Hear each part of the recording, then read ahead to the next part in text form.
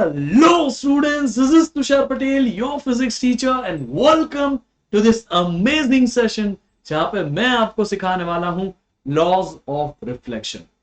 आप जब भी अपने आप को मिरर में देखते हो, आप दुनिया की कोई भी चीज को जब देखते हो तभी तभी रिफ्लेक्शन होता है, और जब भी रिफ्लेक्शन होता है तभी तभी इन लॉज ऑफ रिफ्लेक्शन को फॉलो करना कंपलसरी हो जाता है। इसीलिए आज के इस वीडियो में हम लॉज ऑफ रिफ्लेक्शन को एकदम क्रिस्टल क्लियर कर देंगे। सो चलिए शुरू करते हैं आज का हमारा ये वीडियो।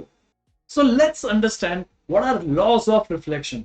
दुनिया में जब भी रिफ्लेक्शन होता है ना, तो ये लॉ फॉलो करना ही पड़ता है। हर एक रिफ्लेक्शन इररिस्पेक्टिव की हो, कॉनकेव मिरर हो, कॉन्वेक्स मिरर हो, प्लेन मिरर हो, कर्व्ड मिरर हो, रेगुलर मिरर हो, इररेगुलर मिरर हो, कुछ भी हो, कोई भी सरफेस हो, कोई भी पॉलिश सरफेस हो, कोई भी मेटल हो, हर जगह जब रिफ्लेक्शन होता है वहां पे लॉज ऑफ रिफ्लेक्शन को फॉलो करना कंपलसरी है। ये लॉ है, इसका कोई एक्सप्लेनेशन नहीं है अभी कि ये क्यों होता है, जबकि आप 12th स्टैंडर्ड में आओगे तो हाइजेंस की थ्योरी के हिसाब से इसको प्रूव भी किया गया है। वो भी मैं आपको सिखाऊंगा जब 12th में आओगे तो। लेकिन अभी के लिए हम इतना समझते हैं कि ये एक लॉ है, ये ऐसा ही होता है, ऐसा फॉलो करना कंपलसरी है। देयर इज नो रीजन कि हम इसके ऊपर क्वेश्चन करें, ठीक है। तो अभी के लिए इतना काफी आप लोगों को कि ये समझे कि ये हमें फॉलो करना ही पड़ेगा इररिस्पेक्टिव ऑफ कि ऐसा क्यों होता है, फिर वो कोई भी टाइप का मिरर हो, ठीक है। सो लॉज ऑफ रिफ्लेक्शन को समझने के पहले कुछ बेसिक टर्म्स हमें समझनी पड़ती है। तो सबसे पहली चीज कि रिफ्लेक्शन होता कहाँ है। रिफ्लेक्शन किसी ना किसी तो पॉलिश सरफेस पे ही होता है। तो यहाँ पे नीचे देखिए, मैंने एक पॉलिश सरफेस बनाया जिसके नीचे में ऐसी ना लाइनिंग्स बना दूंगा, जिससे मैं आपको ये बता रहा हूँ कि पीछे का जो पार्ट है, नीचे का जो पार्ट है, उसको मैं रिफ्लेक्शन में यूज नहीं करने वाला। सो रिफ्लेक्शन में कौन सा पार्ट यूज होगा बेटा? रिफ्लेक्शन में ये वाला सरफेस यूज होगा, यानी कि ये जो सरफेस है, ऊपर वाला जो हिस्सा है, वो हमारा रिफ्लेक्टिंग सरफेस है, याद रहेगा। तो आपको ये समझना जरूरी है, बार बार अभी इसलिए लिख रहा हूँ रिफ्लेक्टिंग सरफेस, ताकि अगली बार जब मैं आपको और बार बार मिरर पढ़ो तो आपको मुझे समझाना ना पड़े, आपके दिमाग में ये घुस जाए, ठीक है। तो ये रिफ्लेक्टिंग सरफेस है। तो इस रिफ्लेक्टिंग सरफेस से एक परपेंडिकुलर लाइन बना दो। परपेंडिकुलर यानी कि व्हाट? 90 डिग्री। अभी आप देख सकते हो मैंने स्केल पे 90 डिग्री ले लिया है। तो आप कोई भी जगह पे ऐसा 90 डिग्री की एक लाइन बना दो। मैं अभी यहाँ पे बना ही रहा हूं। सो ये जो 90 डिग्री पे जो लाइन बनती है, इस ही लाइन को हम कहते हैं नॉर्मल। नॉर्मल का मतलब वो साधारण सादा वाला नॉर्मल नहीं है। नॉर्मल का मतलब होता है परपेंडिकुलर, ठीक है। इसे हम कहते हैं नॉर्मल, और इसे हम एन से रिप्रेजेंट करते हैं। Normal is represented by N, याद रखिएगा, you have to remember this, there is no option. हम बार बार पूरा नॉर्मल नॉर्मल नॉर्मल नहीं लिख सकते। Normal is perpendicular to the surface. You have to remember कि ये जो हमारा रिफ्लेक्टिंग सरफेस है उससे ये परपेंडिकुलर है, ठीक है। ये रट्टा मारना पड़ेगा, ऐसे ही होता है, हर बार ऐसे ही होता है। कोई भी टाइप का मिरर उस सरफेस से परपेंडिकुलर लेने का, दैट इज आवर नॉर्मल, ठीक है। सो नॉर्मल इज व्हाट बेटा? Normal is a line that is right angle to the reflecting surface. I hope आप समझे। अभी ये नॉर्मल के वहां से जहां पे नॉर्मल मिल रहा है सरफेस को, उस पॉइंट पे हम किसी एक लाइट को गिराते हैं। तो उस पॉइंट पे समझ लीजिए मैं एक लाइट को गिराता हूं, और आप मान लो कि ये जो है ना, देखो 60 डिग्री पे गिरा रहा हूं। सो 60 डिग्री पे मैं एक लाइट को वहां पे गिरा रहा हूं, ठीक है। So let's make a light fall on it. ये लाइट आई आई आई आई आई आई और इसके ऊपर गिरी। कौन से पॉइंट पे गिरी? जहां पे नॉर्मल और सरफेस मिल रहे थे, वहीं पे इंसिडेंट रही लाइट। जो आके गिरती है वो इंसिडेंट हो रही है, इसीलिए हम इसे कहते हैं इंसिडेंट रे, ठीक है। इसे हम अभी के लिए आई डॉट आर लिखेंगे, यानी कि इंसिडेंट रे। समझ में आया? इंसिडेंट रे वो होती है जो लाइट आके गिरती है। Ray of light that falls on reflecting surface is called as incident ray. ये जो भी हमारे इंसिडेंट रे है, ये आई सरफेस के ऊपर टकराएगी, वापस चली जाएगी। इस फिनोमिना को रिफ्लेक्शन कहते हैं। सेम मीडियम में वापस चली जाती है। तो 60 डिग्री पे आई थी, ये जो लाइट है वापस 60 डिग्री पे चली गई। 60 डिग्री पे ही क्यों गई? वो है हमारा एक लॉ। सॉरी ये क्या आ गया भाई? तो वो है हमारा एक लॉ। लेकिन अभी के लिए हमें ये चीज खाली याद रखनी है कि वो 60 डिग्री पे आई थी तो 60 डिग्री पे गई। बाकी क्यों 60 पे गई वो हम थोड़ी देर बाद में वापस उसके ऊपर आएंगे। तो ये लाइट जो है वो देखो वापस निकल गई सेम इच मीडियम के अंदर, समझा। तो ये सेम मीडियम में लाइट वापस चली गई, और ये जो लाइट बाउंस बैक करके वापस गई, इसे हम कहते हैं रिफ्लेक्टेड रे। लाइट रिफ्लेक्ट होके गई, वापस टकरा के गई, ये है हमारी रिफ्लेक्टेड रे। आर लिख रहा हूं, पूरा नाम लिख रहा हूं, बट आपको पूरा नाम लिखना चाहिए। सो अभी हम यहाँ पे इतना समझ पाए कि हमारे पास में एक है बेटा, सबसे पहला लाइट जो आती है उसे हम कहते हैं इंसिडेंट रे, है ना। लाइट जो आई उसे हमने कहा कि ये है हमारा इंसिडेंट रे। फिर जो लाइट टकराई और वापस चली गई, उसे हमने कह दिया कि ये हमारी रिफ्लेक्टेड रे है, ठीक है। It is as simple as that.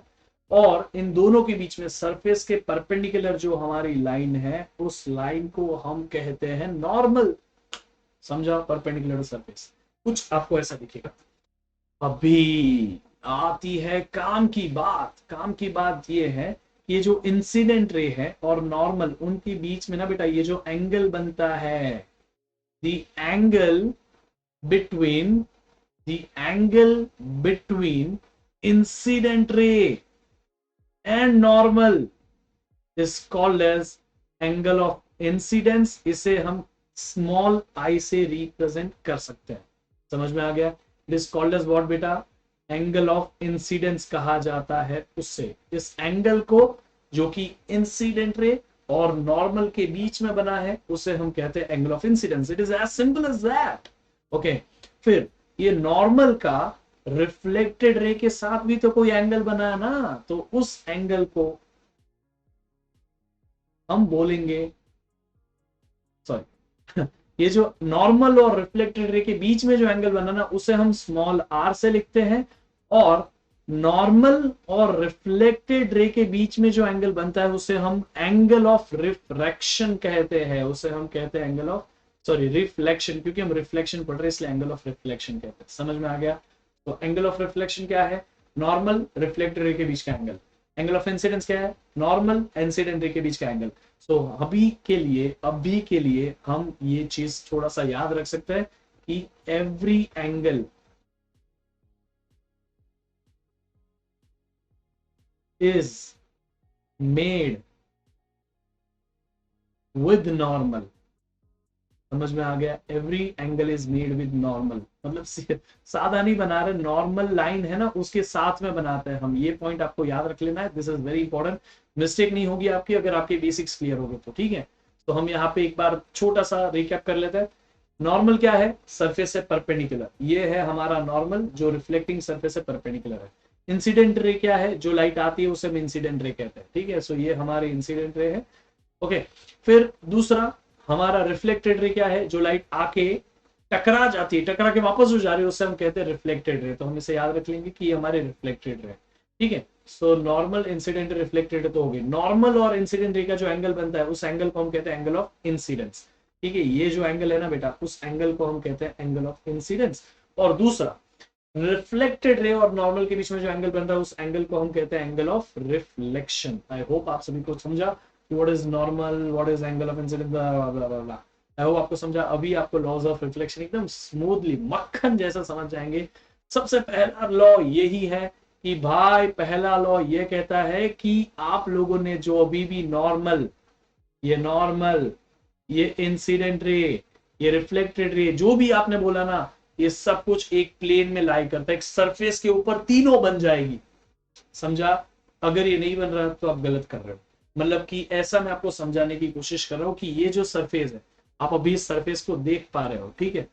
आप अभी इस सरफेस को देख पा रहे हो, तो इस सरफेस पे लाइट ऐसे गिरेगी। यहाँ पे अगर नॉर्मल बनते हैं तो लाइट इसी लाइन पे, इसी सरफेस के ऊपर ही वापस जाएगी, समझा कि नहीं। तो आपको याद रखना है कि अगर मैं इंसिडेंट रे इधर बनाऊं, नॉर्मल इधर बनाऊं, लेकिन रिफ्लेक्टेड रे ऐसी बाहर निकालू, तो वो गलत हो जाता है। आई होप आप सभी को समझा कि क्या बोलते हैं इंसिडेंट रे, क्या बोलते हैं नॉर्मल, ये सारी चीजें।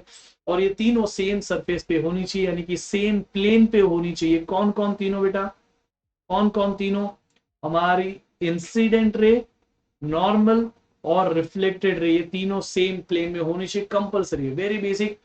थ्रू आउट द चैप्टर आपको ये याद नहीं रखना पड़ेगा, आप बाय डिफॉल्ट ऐसे बनाने वाले, क्योंकि हम वैसे ही एक प्लेन के ऊपर ही पूरा सब कुछ पढ़ते हैं ना, हम प्लेन के ऊपर, यानी कि एक पेपर के ऊपर 2D ऑब्जेक्ट के ऊपर ही हम सब कुछ पढ़ रहे हैं, इसलिए हम कभी इसकी मिस्टेक नहीं करने वाले। So any which ways first law इतना सिग्निफिकेंट नहीं है अभी आपके लिए। सेकेंड लॉ क्या कहता है? सेकेंड लॉ ये कहता है कि आपने जो ये एंगल का बताया था ना सर, ये angle of incidence I, angle of reflection R, ये हमेशा इक्वल होते हैं कोई भी रिफ्लेक्शन में, ये लॉ है। मैं अभी तो ये आपको नहीं समझा सकता कि ऐसा क्यों, लेकिन डेफिनेटली 12th स्टैंडर्ड में हम जरूर समझेंगे। अभी आपको सिर्फ मेरा काम ये समझाना है कि ऐसा होता है, क्यों होता है, it's a concern of future. ठीक है, तो हम आई, एंगल ऑफ इंसिडेंस और एंगल ऑफ रिफ्लेक्शन दोनों को हमेशा इक्वल ही मानेंगे। यानी कि हमारी लाइट, अगर ये देखो मैंने आपको बताया था कि हमारी लाइट जो है ना, देखो कितने एंगल पे आई थी, हमारी लाइट आई थी 60 डिग्री पे। एक सेकंड में 60 डिग्री बना देता हूँ। देखो 60 डिग्री पे आई थी, तो लाइट रिटर्न भी गई, देखो 60 डिग्री पे ही मैंने उसको वापस भेजा था, समझा? तो याद रख लीजिए 60 पे आई थी, 60 पे उसको वापस भेजा। So angle of incidence, angle of reflection हमेशा इक्वल होते हैं। That is what you have to remember, there is no other way round. आपको ये याद रखना है। आगे जाके हम काफी कुछ पढ़ने वाले हैं, हम इसमें आगे देखेंगे प्लेन मिरर कैसे इमेज बनाता है, ये कैसे आप लोगों को प्लेन मिरर में इमेज जो है मिरर के पीछे दिखती है, फिर किस तरह से ये जो कर्व्ड मिरर्स होते हैं वो इमेज बनाते हैं, फिर ये कैसे किसको क्या बोलते हैं, फिर आपको ये जो स्पेशल रेज है सारे के सारी ये मैं आपको समझाऊंगा। लेकिन इन सब में एक चीज बहुत कॉमन है, देखो ये लॉ ऑफ रिफ्लेक्शन को फॉलो करना चाहिए। देखो आई इक्वल टू आर हो रहा है कि नहीं, आई इक्वल टू आर कैसे हो रहा है, थोड़ा मैं आपको इसको डिटेल में जब बताऊंगा तो बताऊंगा। आई इक्वल टू आर, देखो आई इक्वल टू आर हो रहा है ना, angle of incidence angle of reflection equal I equal to R, I equal to R. मैं आपको डिटेल में बताऊंगा, लेकिन अभी के लिए आपको सिर्फ ये याद रखना है कि आई और आर हमेशा हमेशा हमेशा कैसे होता है, इक्वल होता है। एंगल ऑफ इंसिडेंस नॉर्मल के साथ बनता है, एंगल ऑफ रिफ्लेक्शन नॉर्मल के साथ बनता है, हर एंगल अभी नॉर्मल के साथ ही बनता है। आगे कोई अलग टाइप का एंगल आएगा जो हम हायर लेवल पे करेंगे तो अलग बात है, लेकिन अभी के लिए हर एक एंगल नॉर्मल के साथ बनता है। एंड हर एक एंगल, एंगल ऑफ इंसिडेंस और एंगल ऑफ रिफ्लेक्शन हमेशा इक्वल होता है, इसको याद रखिए। आपको अगर इस क्लास की पीडीएफ नोट्स चाहिए तो मेरा टेलीग्राम ग्रुप ज्वाइन कर लीजिए, वहां पे मैं आपको इस क्लास की पीडीएफ नोट्स दूंगा। And you can follow me on Instagram bro. And also अगर आपको ये क्लास अच्छा लग रहा है, ये वीडियोस की सीरीज अच्छी लग रही है, ये वन शॉट अच्छा लग रहा है, तो आप इस चैनल ये स्क्रीनशॉट लेके अपने स्टोरी पे डालिए, इंस्टाग्राम पे टैग मी ऑन इंस्टाग्राम। मेरा इंस्टाग्राम हैंडल तो आपके सामने ही है अभी, सो टैग करो वहां पे और अपने सारे फ्रेंड्स को बताओ कि आप लोग यहाँ से इतना डिटेल में पढ़ रहे हो। So any which ways I hope आप सभी को समझा कि लॉज ऑफ रिफ्लेक्शन क्या होते हैं।